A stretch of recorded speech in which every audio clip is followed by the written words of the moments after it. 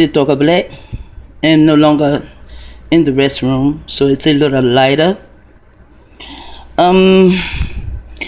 The handlers or hackers, programmers, whatever the fuck they're getting pissed off because I am wanting you to comprehend the program. And although it may not be giving you, like the technical information on how this program works, I still want to get you to comprehend some of it, okay? So they're getting angry. They already had me to cough so many times. I just turned the phone off and coughed and got right back on like nothing had ever happened. So now it's telling you about my sister. And then I'm going to tell you what happened when I decided to come out the bathroom. So my sister hair is so matted, and some of her hair, I actually cut that part off, her new growth. I cut it off. I was not going to comb that shit out. I had already changed my top 3 times, from all the hair, the nasty dirt and shit that was all over it. And so the next day I go and I do the other side, and I didn't even try to cut from the dread down to the new hair, then to pull it apart, so I can tuck it. I just cut that motherfucker straight off. But I put it back on her head, and you can never tell the hair was ever off her head. Even in the top of her head is nowhere near as thin as it was. It's like her hair just grew overnight in the top of her head. And she was, very, very proud of her hair. She really liked her hair, and I know she did. I would like my hair too if someone, took my hair from the state her hair was in and put it into the state I had her hair to go in. I did not sew her dreads on, because my daughter came over later that evening. I was so glad she came. It was to stop what was going on with the handler, my sister's handler, and me. It kind of put some form of a rift between the handler. The handler, it cannot work too much when other people are around. Because I talk to these people and they know what's going on. They'll look at my sister Deborah and know it is a handler. So I do the other part of her hair, and she's so glad that it's done and this and that. And so now, it's just so much shit happened. I really don't want to go into step by step. However, once my daughter left with her family, my son, he was going to, because my son, he was going to work. And he really doesn't want to hang around her anyway. He doesn't want to hang around me anymore either. What just happened. So, I talk to my sister as plain as I can. I really don't know. I tried to talk to her preschool. I tried to talk to her toddler. I really don't know how to talk to this chick. So I just say to her, I just say to my sister, you're going to have to find someone else to do your hair, because she tells everyone, I don't allow anyone in my head but my sister. She's the only one that's ever been in my head, even as children, besides Frankie J and Jenkins. He used to try to do our hair. And so I told her, you're going to have to find someone else to do your hair. And then she looks at me and she says, so I'm not wanted here anymore? And I look back and said, no. And before I can give her, the reason why, her puppet master has her jump up out of the chair. She's slinging her arms and shit. And they said, not in here. Not in here, you won't. So from there, after she calmed down, she sits back down in the chair, and I say, why would you want to come to anyone's house that is like me? I say, the things you say about me, why would you want to come back here? I said, I live in peace here. I'm mostly by myself, so I don't have a damn problem without talking to anyone while you're sitting right next to me. I even told her that on the phone when she got to talking about, am I going to put her out and shit? And I told her, I said, you know, I don't have to talk to you. I said, you can be here for days and days and days. I don't have to say a word to you. And she said, oh, yes, you do. You have to talk, whatever. I mean, even when my grandbabies and my daughter was here, she kept interrupting everyone, you know, when they were speaking. And then she said something, and I said, Bathsheba is going to, my daughter was talking or whatever. So I told my sister, about that. And then all of a sudden, my sister, she just flares up and goes, oh, you're the one that's talking, you've been talking ever since I got here, whatever. My grandbabies looked at me, they looked at their mom, they looked at Tim, everyone looked at each other, and they all began to bust out laughing. And I laughed along with them because I knew that they knew that what she said about me was her. And that's what the handler will do.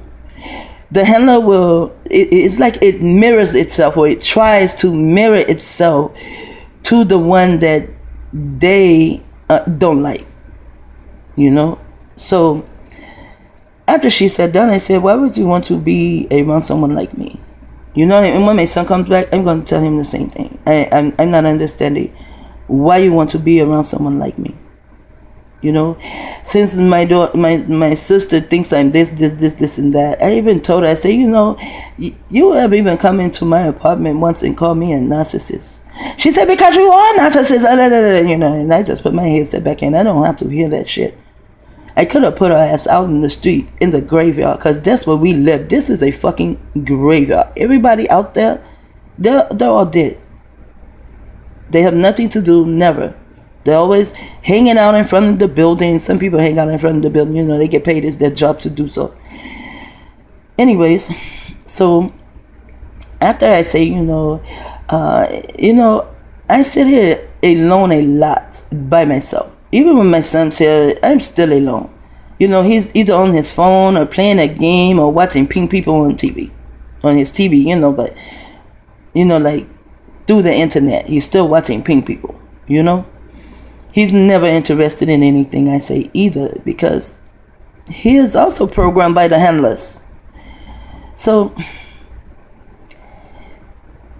I say, I kind of live in peace here. I suffer in silence, but outside of me is very peaceful until you came. Now, my peace is gone, and I just prefer that you not come back. And then I told her, I say, because you're no longer my sister. You're robotic. And that was the last thing I said to her. And even that morning, she leaves on Sunday, right? So I said that to her Saturday night. She leaves on Sunday, so she woke up Sunday early. I was going to wake up very early to get on Will I Am show. He has a show on Sunday early in the morning. But when I woke up, I saw, her, and I decided, no, let me just lay here, because when I get on the phone calls and I speak, she begins to speak, but she's not on the call. You see what I'm saying? So now the call hears me and her too. So Sunday I see, she is woke. She's sitting in a chair. She goes get her something to eat, and she sits back down. When she sits down, she's sitting right over my son's head. And when she chews, she sounds like a horse.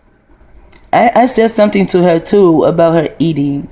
She said, oh, when the food is good, you chew like this so you can get the seasoning. And I just blocked her. I didn't want to hear it anymore. And I just told her, I don't care what type of seasoning, how good the food is. I don't want to hear you chew. I said, I have 8 children and many grandbabies. And there were times there were so many of us. We would sit around and eat, and none of us is smacking. So I'm not used to that shit. She should not be used to it either, because Jenkins did not allow us to smack at the table. And I told her, I said, that is your rebellion against Jenkins not allowing us to smack at the table. Like, my rebellion is to eat my dessert first. You could not eat your dessert first. You had to eat your food. So I eat my dessert first, then I eat my food. I still eat my food. And so she sits there, she begins to smack. But see, my son does not know how to say anything to her. It's like my son will give everyone respect but me. What the fuck? So when she leaves, now he wants to come in on me about her sitting there and smacking. Well, you should have said something. But it's your sister. I don't give a fuck. I'm your imam, but you say stupid shit to me. So, okay, so I don't want to get up because I don't want to be bothered with her. I turn over, I grab my phone to see what time it is, and then I count how many hours I have left for her to be in my apartment before she leaves. So maybe about 9 or 10 o'clock, maybe 10, she goes and she lays her ass down. She gets her sleeping bag, she lays her ass down in front of the sink and refrigerator. I got ready to get out of bed. I saw her there. I'm like, who the fuck does that? We had a space where, she can sleep. My grandbabies come there, they sleep there. My daughter comes there. She slept there a couple of times. Then we made my daughter another place for her to sleep that's more private, And but she decided to lay in front of the sink and the refrigerator. So I wake up, I go over there, and now I don't want to wake up. I just don't like to bother people, but people seem to like to bother me all the fucking time.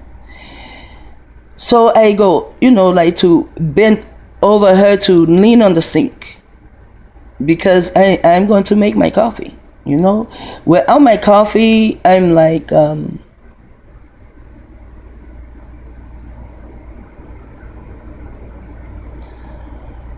kind of lethargic. And I can be really, really mean, and I know I'm being mean. Boy, don't let me have a cigar in the morning. God damn, my son can tell you how I talk. I mean, I don't talk to him, and I don't be mean to him. It's just, my character, without it. Because, they have also given me a program, to smoke cigars and coffee. You saw coffee. And if you follow those programs I did, you will see coffee in those programs. See, I know they do certain shit, and then they it's like cause and effect, They cause shit to happen, and the effect was me to go back to smoking cigarettes, but I don't smoke cigarettes, I smoke cigars. And I drink coffee. That was in the program, the coffee. So, okay, so I go over her and I make my coffee and everything, she's still laying there, everything's fine, So, and this is Sunday, she needs to leave about 3, okay? So, about 12 o'clock, I'm thinking, she needs to get up and get her things packed. She did not pack on Saturday night, so I'm thinking she needs to get up, she needs to get her things packed. But about this time, I kind of get, like my stomach begins to burn, I kind of get, I guess my body gets hungry, but my mind is not hungry. So I have to, like eat some form of a dairy product. So I just choose to eat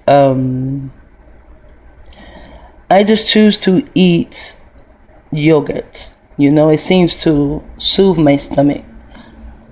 So I'm trying to get in the refrigerator without waking her up, right? And she probably was never asleep anyway. So she pounces up. And I say, well, why would you lay in front of the sink in the refrigerator? I say, who does that? See, this is how I know you're being mind controlled when you do stupid shit, because you're not thinking. Someone else is thinking for you. So she bounces her ass up. I go in the refrigerator, I give her what they need, whatever. And I say to her, it was like 12 o'clock at the time. I looked at my phone, I say, it's around 12. I said, you might want to start packing your things. I said, make sure you pack everything so you don't leave anything. Guess what? She left her goddamn keys. They're still sitting here. She's waiting for my son to send them to her. And I can't make my son send them to her. He's damn sure not going to send them to her today. And I'm not going to try to walk outside to just send her keys when I said, make sure you pack everything so you don't leave anything. When I get ready to leave from someone's house or even my own, I do a check. Okay, I have my glasses, check, they're on my face. I have my wallet, check. I have my phone, check. I have my keys, check. I have this, whatever I need to take with me, I make sure I have it. So I don't leave anything behind, especially nothing like my keys, my glasses, my phone, or my wallet. So she left that behind. Now, I'm going to go back to Friday when she came. Okay.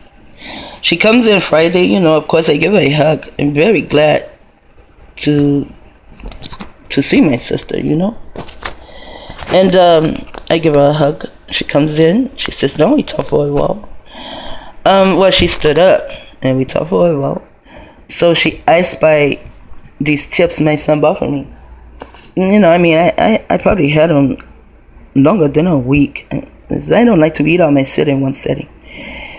So, and plus they're GMOs. So I eat so much GMOs a day. I don't balance calories anymore. I balance GMOs.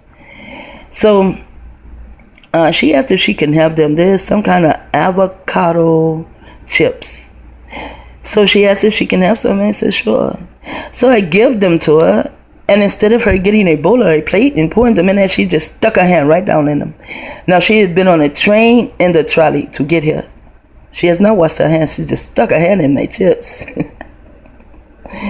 And I said something to her about that. And then her thing is, oh, it's only a little bit. So then she sat down on my son's bed and she just ate them all. And I said, wow, those are not my chips anymore, huh? And she said, well, you know, it was only a little bit. So later on that day, you know, after I do her hair, no, before I did her hair, after I did her hair, this is Sunday. She goes to, she has brought this like a juice bottle with her or something, and she filled it with Kool-Aid or something, and she put it in the freezer. When she put it in the freezer, she saw the ice cream. So she mentioned the ice cream, and I said, wow, you know, I forgot I had that ice cream. There was, you know, they explained to her that my son bought the ice cream to me and shit. I forgot I had it. And she didn't even ask if she can have any. She just grabbed it, opened it up, and took her tongue and licked over the top of the ice cream. And I said, why did you do that? She said, do what? I say, why did you just take your tongue and lick over the top of my ice cream? And then I said, I might have wanted some of that. She said, oh, you want some? I can get you a bowl. Wow, it's my ice cream. And she can get me a bowl. Man, I'm telling you, I'm so tired of being around all these goddamn robotic ass people. And so I mentioned that to her. I said, why would you lick the top of my ice cream? I said, it's not yours, it's mine. Who does that? And as I said, think for it. Oh, it's only a little bit. No, only a little bit was taken out.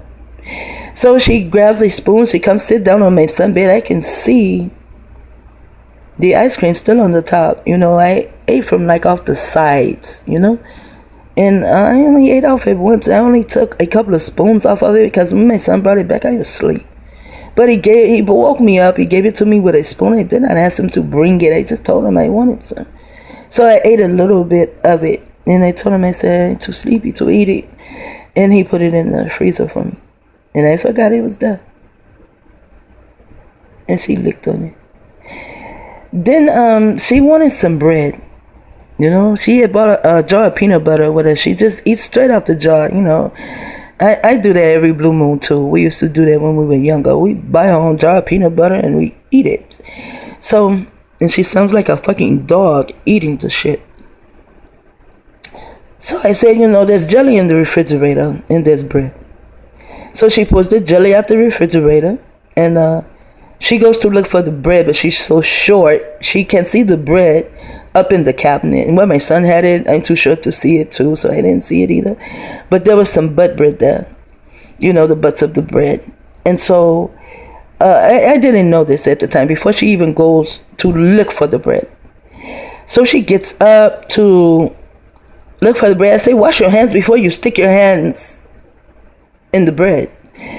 So she washes her hands, and then she touched something else, her shoes or some shit. She bends over, touches the floor or some shit. And I said, she goes for the bread. I say, girl, wash your hands before you touch my bread. And I normally don't say mine, I say the. But she just pissed me off so bad. So now she washes her hand. As she's washing her hands, she's, insulting me about how clean she has to be because I'm so clean. And really, I'm not so clean. You ought to see this damn place. It's junky. But okay, my sink is clean, the floors are clean, the toilet is clean, the tub is clean, yeah. But when you come in, it looks like a fucking storage room. So now she's talking about how clean she has to be to touch my bread. Then she washes her hand. Then she takes her hands like she's drying it all over her body. And she plays with her ass. And then she still reaches for the bread. I say, girl, no. I said, I don't know what's wrong with you. I said, but wash your goddamn hands. You just play with your ass. Now she washes her hands. And then she dries her hands on her nasty ass hair. The side of the hair that I have not done. I said, damn, girl, who does that? And so she went to see if there was any bread. She said, oh, no, there's no bread. I was like, good, because if she'd have found the bread, I would have told her, don't touch my motherfucking bread. And I was not going to get up and get her any either. But then she finds a couple of butts of the bread on the counter, and that is what she used. I don't care. You can stick your hand in there. You're going to use it. Put that shit in the trash. She left the bag on the counter. See, this is how I know that you are being handled. When you do off the wall shit, Now, all of that was a program to even get my sister here. Part of the program was, okay, once I decided, okay, my sister could come, guess what? Now all of a sudden she's talking to Frankie J. I had to stop her from calling Frankie J a bitch. But now she's talking to Frankie J. So she calls me to tell me, okay, I have my ticket, this and that, and the call comes through. So she tells me to hold on, but I'll hold on maybe a minute or two. After that, I figure, it's an important call. If you want to, you can call me back. I hung up. So she calls me back to tell me, oh, that was Mama on the phone. And my mind goes, Mama? I haven't heard you call her Mama since she was 7, 8, 9, something like that. I mean, we call her Mama in her face, but behind her back, we call her Frankie J.